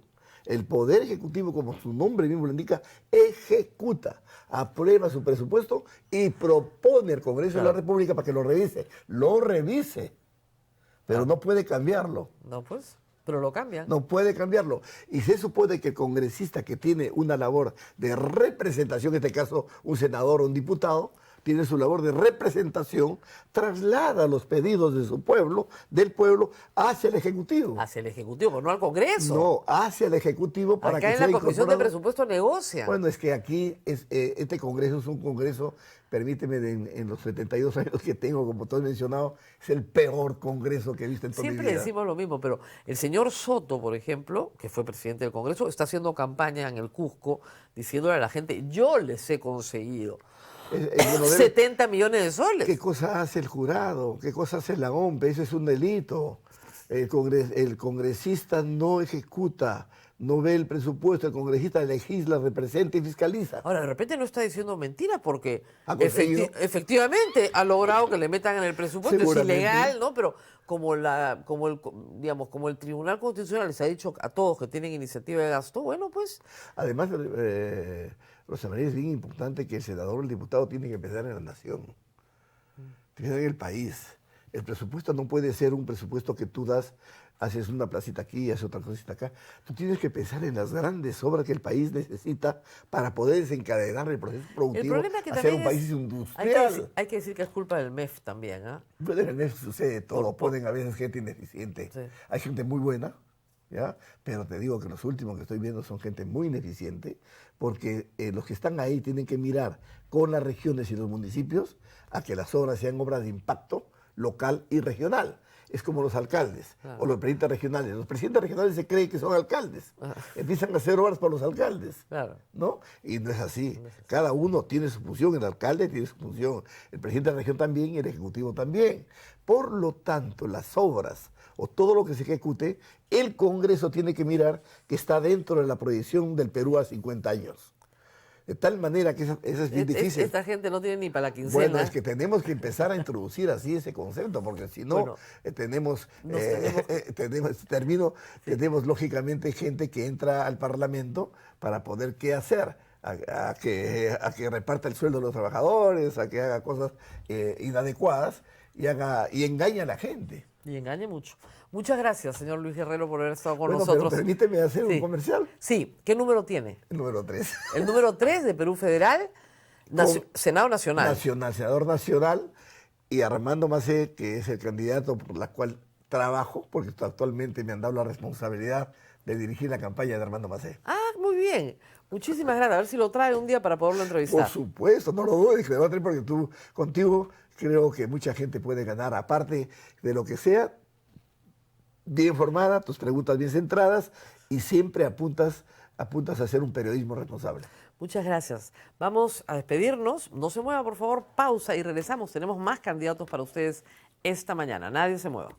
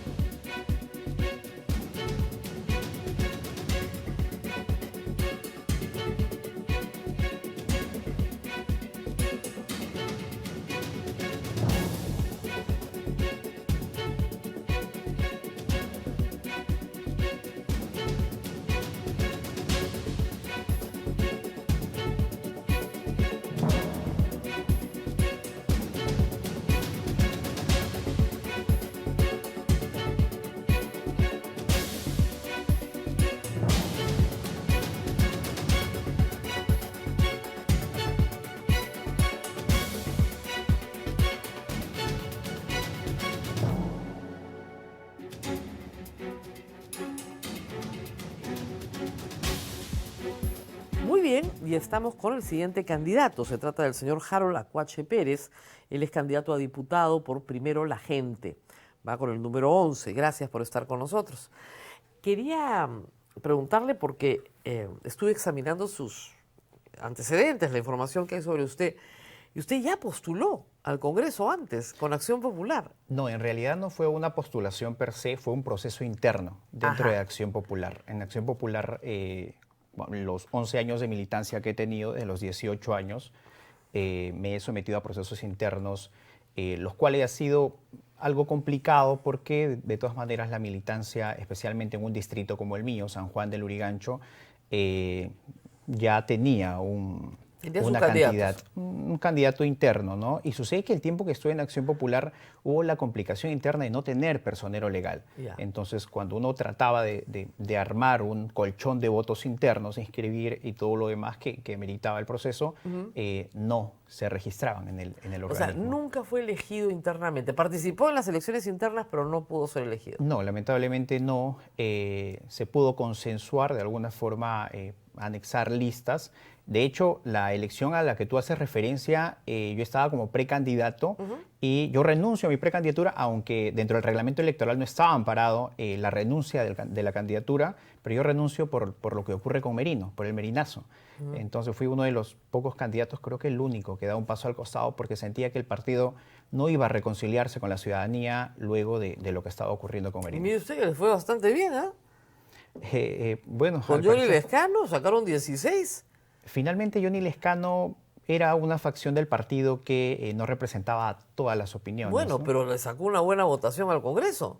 Sí, y eso es lo positivo, Acción Popular. ¿Cuándo dejó usted Acción Popular? En el año 2023. En noviembre del año 2023 decidí dar un paso al costado en mi actividad política constante. Los 11 años que he tenido haciendo política, me he preparado, he aprovechado los espacios que el partido ofrece y las organizaciones al externo también, como Reflexión Democrática. Fui becario de Reflexión Democrática, una organización que dirige José Eliche, y en ese sentido pude utilizar las herramientas. Claro, pero ¿por qué se va de Acción Popular? 11 años es mucho tiempo, ¿no? Sí, en realidad con mucho cariño yo decido dar un paso al costado, básicamente porque sentí que los militantes ya no íbamos a inclinarnos a apoyar una facción por convicción, sino de alguna forma Muñoz había ayudado a personajes que puedan ingresar a las alcaldías sin tener un liderazgo reconocido o apoyado. Por el voto de arrastre de Muñoz. Por el voto de arrastre, y yo sentí que ya la militancia iba a apoyar más que nada por el poder que se había ganado internamente, ¿no? Por esos votos. O sea, no estaba cómodo ahí. No me sentía cómodo. ¿Y de ahí se fue a Primero la Gente? No, para nada. De hecho, yo me alejé de la política hasta que vi a Marisol Perestello en una entrevista junto con Flor Pablo. En ese momento estaban impulsando el proyecto Lo Justo. Y mira en qué año yo me inscribo a Acción Popular. Yo me inscribo alrededor del 2012, según el registro de organizaciones políticas. Y Acción Popular era un partido que ya no estaba visible, ya no tenía ningún tipo de ventana. Y asimismo yo de 18 años encantarme por un partido cuando en ese tiempo estaba de moda Solidaridad Nacional, creo, fue porque me gusta ser parte de proyectos, ¿no? Entonces yo encontré en Lo Justo un proyecto político con una referente activa constantemente en la política nacional, que es Marisol Perestello, y obviamente ya en un determinado momento ella nos ofrece la posibilidad de integrar este proyecto con Primero la Gente, ¿no? Claro, pero el problema es primero la gente, ¿no? Hasta Lo Justo todo iba bien. No, en realidad no veo ningún problema con Primero la Gente. Yo analicé el ideario de Primero la Gente, analicé a los personajes. Obviamente uno lo primero que tiene es la información pública. Y efectivamente era un partido que estaba en construcción, muy joven, el cual nosotros podíamos aplicar nuestra experiencia partidaria en partidos tradicionales, como lo viene haciendo Marisol Perestello, y en nuestro caso también, ¿no? Fusionar esas experiencias ha sido muy enriquecedora. Y ahora están a punto de no poder participar. Rosa María, yo estoy confiado en que el Jurado Nacional de Elecciones, luego de la presión mediática que también hemos impulsado, Marisol Perestello es una mujer que tiene mucha llegada, ha explicado con manzanas cómo es que se nos está sacando de las elecciones, y hoy día a las 4 de la tarde es la audiencia, ¿no? Así que confiamos en que el Jurado Nacional de Elecciones resuelva, porque sería un pésimo precedente para la democracia del Perú. Usted es estudiante de Derecho, ya terminó la carrera y lo que le falta es el grado, ¿no? Sí, sí. Es bachiller en Derecho, pero le falta el grado. Tiene 31 años. ¿Y por qué quiere ir al Congreso? Porque finalmente estoy convencido, Rosa María, de que el Congreso ha venido en picada. Mucho se le ha explicado a la ciudadanía que tiene que saber elegir, pero cada vez el mismo poder del Estado dificulta el acceso a las personas que de verdad quieren hacer política. Hace unos días escuchaba la entrevista que le hiciste a otro candidato de un partido color amarillo, en donde invitaba a los jóvenes a participar en política. Pero ojo con algo, hay que invitar a los jóvenes a participar en política partidaria, para que aprendan a dónde de verdad se están metiendo. Hay muchos jóvenes académicos, profesionales, con grados, con credenciales para que puedan representar a un sector importante de la población. Sin embargo, cuando llegan al Congreso sin experiencia partidaria, se desencantan y automáticamente quedan solos, como lo podría ser Carlos Anderson. Luego no tiene ningún tipo de posibilidad de poder obtener alguna cuota de poder y saber manejarlo dentro del Parlamento. Entonces, algo que me ha enseñado mi militancia es a entender que dentro del poder, cuando tienes un cargo, es a manejar el poder. No, ya lo sé, pero usted se fue de un partido, justamente renunció a su militancia. Después de 11 años. No, ya lo sé, pero, digamos, pero se fue y ahora está en otro partido. Sí, finalmente... ¿Y eso podría pasar dentro del Congreso a usted también? Sucede que el liderazgo es importante, Rosa María. Marisol Perestello es una candidata que está cerca de todos los candidatos. Si otro hubiera sido el candidato, usted no postulaba. No, por supuesto que no. Sobre todo he aprendido a ser un militante disciplinado.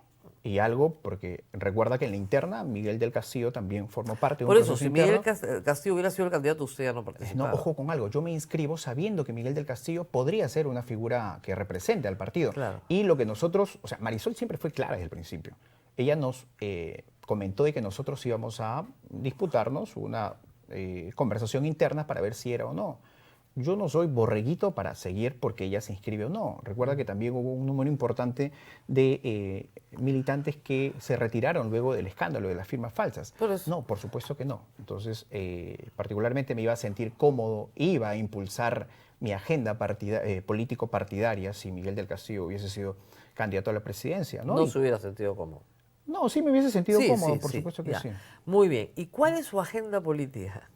Mira, dentro del Parlamento, o sea, está de más mencionar de que vamos a tratar de recuperar con este bloque de contención democrática que vamos a ingresar al Congreso, la legitimidad del Congreso, la reputación tan desgastada que tiene el Parlamento.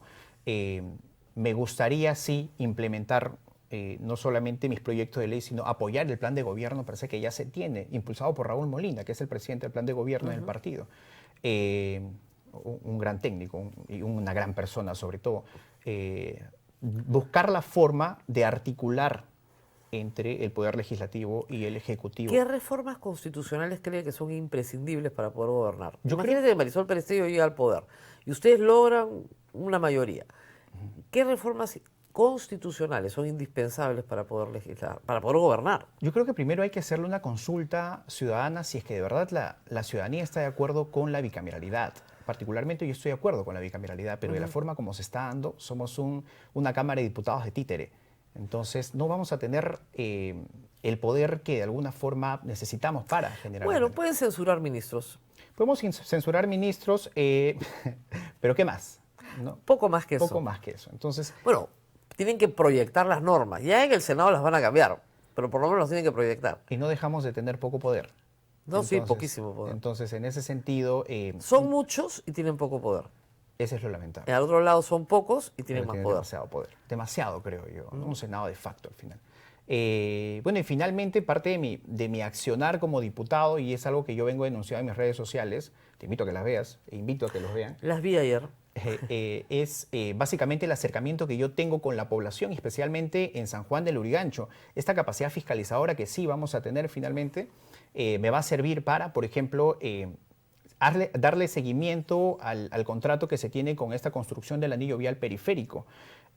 San Juan del Lurigancho es un distrito afectado, casi 400 familias están siendo afectados por el anillo vial periférico y es algo que no se escandaliza, por ejemplo, como el viaducto Porque que está... cuando hay utilidad pública, se tiene que pagar el justiprecio, por supuesto. Se tiene que pagar no solo el justiprecio, Rosa María, sino hay una afectación a la vida de las personas. Por supuesto, pues se tiene que pagar todo el justiprecio, el daño que tú hagas. Por supuesto. Bueno, y hay un no- lucro cesante para las personas que Por tienen supuesto, negocio pero y todo lo digamos, demás. pero eso se negocia con el Estado peruano. Con el Estado peruano. Negociación que no se está haciendo, no se está tomando en consideración a los grupos que están impulsando esta defensa en favor de los Bueno, vecinos pero afectados. yo no veo que tenga que ver eso con el Congreso. O sea, No, por usted supuesto que tiene... sí, nuestra usted labor tiene- fiscalizadora va a ayudar a darle una ventana a Claro, los, pero, a los claro, afectados. pero lo que está usted construyendo es una clientela. No, es no, decir, para nada. 400 familias que voten por usted. No, para claro. nada. Eso, mira, yo me alejo de Acción Popular en el 2023 con la intención de no hacer política.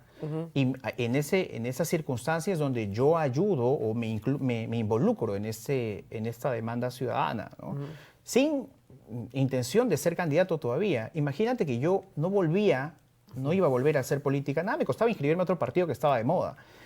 No volví a hacer política si es que Marisol no impulsaba un proyecto como tal, ¿no? Hoy la acompaño, felizmente. Y en ese sentido, obviamente, tengo que anexar el trabajo que yo venía haciendo como actor social a mi labor política futura. Preguntas del público, me acaban de avisar. Para el candidato, ¿qué opina de la nueva ley de interceptación telefónica? ¿Está de acuerdo y qué modificaría? Particularmente no tengo la información completa acerca de Lo que pasa esta es que norma. hay una modificación penal que no permite que la Policía Nacional intercepte teléfonos más de 2 meses y en un plazo extraordinario 4. Eso se ha aprobado en el Congreso. Bueno, ya sabemos que este Congreso de alguna forma ha aprobado cada situación que no va a beneficiar correctamente. Esa es una ley pro crimen, ¿no? Porque si yo no puedo interceptar teléfonos, sino por un plazo muy corto, ¿cómo hago el seguimiento policial a los delincuentes? Y bueno, y algo que Marisol ha estado repitiendo en todas las entrevistas es que lo primero que vamos a hacer es una cuestión de confianza para que tengamos la facultad de poder derogar todas esas leyes pro crimen, ¿no? Ya, eso es lo que van a hacer, ese es el mecanismo. Sí, por supuesto, nosotros vamos a seguir... ¿Van a pedir facultades legislativas? Lo primero que se tiene que hacer de llegar al Parlamento. No podemos avanzar si es que no derogamos ya varias de las leyes que se han impulsado por Marisol en su etapa de ministra de Justicia. Han sido dejadas de lado. Entonces, hemos retrocedido en vez de avanzar. Claro, entonces lo primero sería pedir facultades legislativas para legislar en materia penal y procesal penal en el ánimo de derogar y restituir mecanismos que se han derogado, que son varios. Y sabemos que Marisol Pérez Sello tiene la expertise y el manejo del poder legislativo también, ¿no? Recuerda tú esa citación con Alejandro Muñante, en donde Marisol de alguna forma escueleó al congresista, ¿no? Marisol es la única candidata ahora que está como postulando, que tiene un manejo del poder y que puede de alguna forma dar gobernabilidad y gobernanza a estas elecciones. Más preguntas. A ver, una más. Si tenemos una más, estamos con el señor Harold Acuache Pérez, candidato a diputado por Primero la Gente. No, me dicen que ya no tenemos más preguntas, que nos tenemos que despedir. Sí, se nos ha acabado el tiempo. Muchísimas gracias por haber estado con nosotros. Presentamos 3 candidatos cada día y el tiempo es corto. Número 11, diputado por Lima, ¿verdad? Así es. En Primero la Gente. Y permítame, por favor, dar un mensaje a toda la ciudadanía. No es solamente elegir bien, a los candidatos. Ya hemos escuchado hasta el hartazgo esta posibilidad. sino involucrarse activamente en la política partidaria, en la activación dentro de nuestras comunidades, y es de esa forma como nosotros vamos a convertirnos en verdaderos actores en favor de la democracia del país. Muy bien, muchas gracias por haber estado con nosotros. No se mueva, tenemos que ir a la pausa y ahí se mueve y regresamos con un candidato más para ustedes.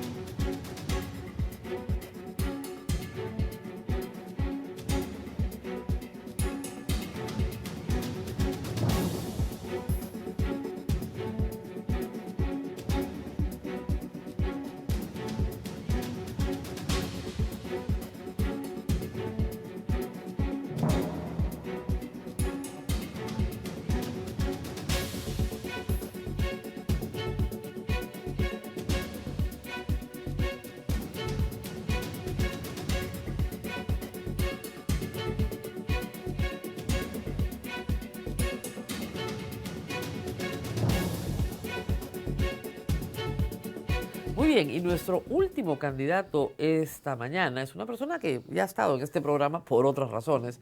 Se hizo famoso, vamos a regresar sobre eso, y es el candidato de Perú Primero, senador por Lima número 1, César Figueredo. Gracias por estar con nosotros. A usted, doctora, muchas gracias por la Y invitación. además usted tiene un cargo muy importante dentro del partido, es el secretario general. Así es, doctora, gracias a la confianza de los que realmente comenzamos el partido, ¿no? Yo siempre digo cuando me preguntan, ¿y por qué eras el secretario general?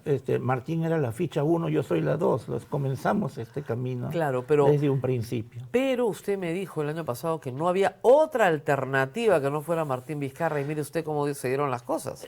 Sí, pues, y uno tiene que tener esa capacidad de resiliencia, de saber afrontar las circunstancias, y hemos tenido, por eso le hemos dado la confianza a Mario ahora, ¿no? Pero el endose en el Perú es muy difícil. Sí. Es muy difícil. Yo siempre he dicho que es imposible, pero en el caso de Martín Vizcarra, algo de endose ha logrado con su hermano. Lo que pasa, doctora, es que nosotros tenemos una base muy fuerte. Tenemos como un núcleo muy duro, tenemos un 6-7% que es muy fuerte a favor nuestro, ¿no? Okay. A partir de ahí tenemos que seguir creciendo. Pero de ahí no han crecido nada. Por eso, pero es comenzar bien. Ahora, no solamente no han crecido nada, sino ayer estuvo su candidato acá y es posible que no lo dejen postular, con lo cual ya no hay más que las listas parlamentarias, pero ya no hay candidatura presidencial. En eso estamos, hoy día a las 10 de la mañana estamos presentando, nosotros creemos que hemos hecho una buena apelación, a las 10 de la mañana la estamos presentando, y yo calculo que mañana deben estar dando fecha y la próxima semana ya tendremos que tener la audiencia. Ahora, ¿cómo enfrentar una campaña siendo usted el número 1 al Senado si su candidato fundacional, digamos, el que fundó el partido, está preso e inhabilitado 3 veces? Y justamente quizás el mayor activo, a pesar de que está preso y a pesar de que está inhabilitado 3 veces, por este Congreso que tiene 2% de aprobación, es una muestra de lo que nosotros queremos hacer después. O sea, hay que ser sincero, la gente lo quiere mucho el presidente Martín Vizcarra. Él es un activo del partido. Que esté en este momento condenado, pero hemos apelado eso también. Claro, pero eso no se va a resolver hasta dentro de un año. No, eso está claro. Hemos también pedido la suspensión de la ejecución anticipada de la pena, que esperamos que se resuelva pronto, ¿no? Así que no sería raro tampoco que Martín pudiese estar ya en libertad. No sé si involucrado en la campaña, yo espero que sí, pero yo por su familia y por él mismo, yo espero que salga pronto. Bien difícil, ¿no? yo tengo fe, como decía una canción, que todo Claro, cambiará. pero fíjese, ustedes confiaron mucho en que la Corte Interamericana o la Comisión Interamericana de Derechos Humanos iba a lanzarle un salvavidas y eso no ocurrió nunca. Pero ¿qué fue lo que pasó? En ese interín de las cosas la vacan a la señora Dina Boluarte. Exacto. Termina estando de presidente del Perú José Gerí. Si la Corte sacaba una medida cautelar suspendiendo los efectos, Martín hubiera vuelto a ser congresista y Gerí hubiera salido. No hay en la historia de la humanidad que yo conozca un golpe de Estado extraterritorial, ¿no? Porque, Claro. o sea, por una resolución de la Corte íbamos a terminar cambiando de presidente. Entonces, ahí se complicó todo, realmente. O sea. No, porque, mire, Vizcarra no regresaba como miembro del Congreso. Esa no era la solicitud. Lo que querían era que Vizcarra fuera una persona que se le habilitaba para postular, No, no que- para regresar al Congreso. Yo llevé las peticiones y llevé la medida cautelar. Bueno, Lo qué que mal nosotros qué mal- pedíamos, si la plantearon así, qué mal planteada. lo que nosotros pedimos fue que queden nulas las inhabilitaciones. Ah, Nada más. Lo demás venía solito.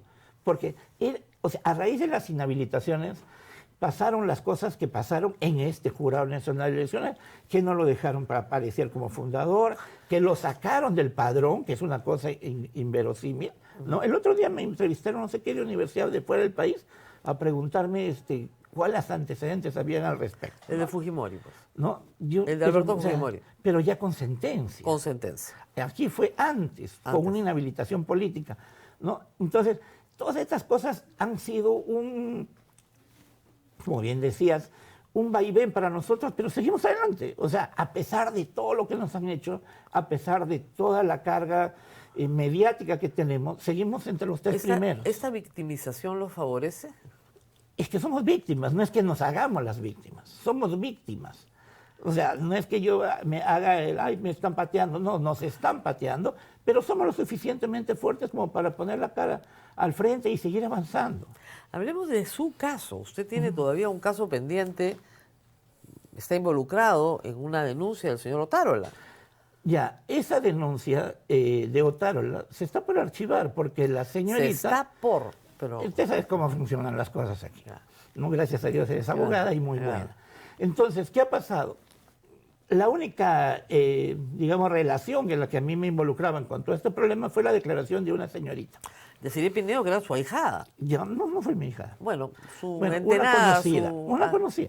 No, entonces, pero ella ya declaró donde se debe declarar en la fiscalía que todo lo que dijo respecto de mí era falso. ¿Y por qué lo dijo? ¿Explicó eso también? Sí, también lo dijo, que fue obligada por Otárola, por Kalenín López, etcétera. Todo está en el expediente. O sea, donde tuvo que decir la verdad, lo dijo. Y ya está completamente aclarado. Respecto de después de eso, no tengo ningún otro problema. Ese es el único caso que tiene. Pero Gracias a que Dios. no se ha archivado. Yo espero que lo archiven rápido, ¿no? Porque con estas cosas que no... El señor Otárola fue el que planteó la denuncia. Claro. Y la- él la y- está impulsando, además. Y claro, pero sobre la base de los dichos de esta niña, Bueno, ¿no? Que yo, y ya como te digo, donde debía retractarse ya lo hizo. Lo hizo también en la prensa, un día decía una cosa, otro día decía otra cosa. claro, pero no interesa. Pero interesa. parece que la obligaban a decir por el lado de Otárola y la obligaban a decir por el lado de usted también. Yo no tuve más contacto con ella. Yo nunca nunca le he dicho a ella que diga nada de nada. Ella es muy libre de decir lo que desee. Para mí fue una sorpresa que se desdiga. O sea, me cayó muy bien. Claro. ¿No? Cuando tuve acceso al expediente, mi abogado es Salas, ¿no? Alejo me dijo, mira, esto ha dicho, le dije, qué bueno, ¿no? Qué bueno que todo se aclare, porque lo que pasa es que desde el principio yo dije las cosas como era, esto es falso, esto no es así. Había Yo una no- conspiración de Martín Vizcarra y de usted contra Otárola. Y le sembraron a una persona para que, ¿no es cierto?, lo deje en una muy mala situación. Y yo dije que no conocía al hermano de Dina y el señor declaró que nunca me conocía. Yo dije que el señor Morgan Quero, no lo conocí, que no habló con el Morgan Quero, fue y dijo exactamente lo mismo. Lo bueno es que al final todo lo que yo dije se ratificó. Ahora, claro. Lo único que era verdad era que usted sí tenía La conocía. una relación con esta La chica. conocía a su mamá, a su abuelita. Yo no miento, eso es lo bueno. ya. Entonces, Pero yo conocía a la mamá, la conocía conocí- de Tarapoto como conozco un Claro, montón pero de la personas. conocía así como que bien conocida, como en términos bíblicos, o era así nomás. No, en términos... No, ese conocimiento no. No, yo, esa clase Era de de lejitos. conocimientos de lejitos. De No, lejitos. pero gracias a Dios, como yo te digo, gracias a Dios todo eso se aclaró. Ahora, lo que yo siempre digo, ¿no? Y todas las horas que me dedicaron y dijeron y hablaron. Hay ¿no? bastante material, sí. ¿No? Que dijeron que yo era... ¿Quién me la va a devolver? ¿No? Bueno, o sea, usted puede denunciar al señor Otárola por falsa denuncia. y todo lo que inventaron en la prensa y todas las carátulas que me ponían. Bueno, pero si era difamación, usted también puede denunciar. No, pero es una difamación. Pero imagínate, voy a perder mi tiempo, ¿no? Pero vamos al hecho que a veces se arman historias que no son ciertas. Es que, discúlpeme, acá era el primer ministro del Perú el de la historia, no es cualquier denunciante.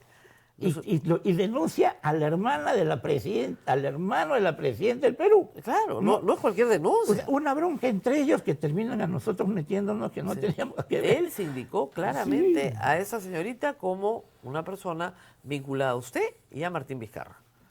Directamente. Así es, para que después termine el enredo con Karenín López y no sé qué. Que siempre Y- termina en y ahora, enredo. siempre termina metiéndose en el problema.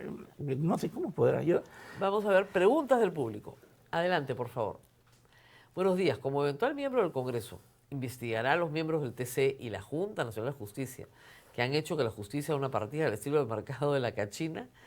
Bueno, ahí hay mucho que decir, porque el Tribunal Constitucional es un tribunal que ha juzgado a Martín Vizcarra. Evidentemente, y van a decir que todo. Yo creo que la justicia tiene que ser ciega, pero que también tiene que ser sorda a veces.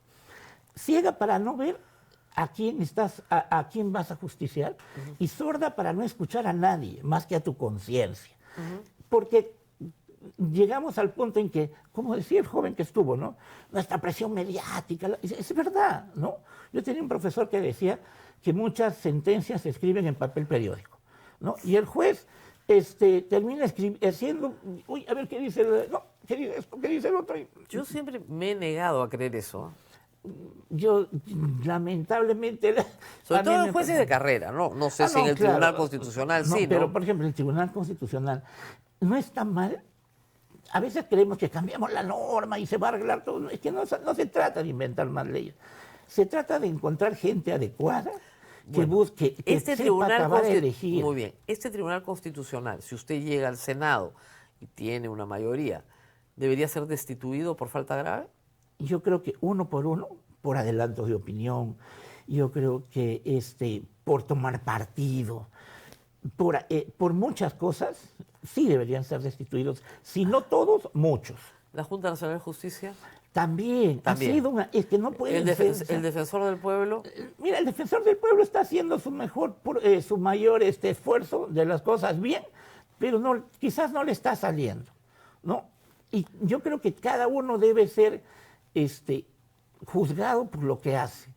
¿No? Yo creo que la Junta Nacional de Justicia se ha convertido en un actor político, se ha convertido en un sistema de amedrentamiento para algunos jueces, y yo creo que así como está no debe ser. Quizás la fórmula está bien, pero las personas no.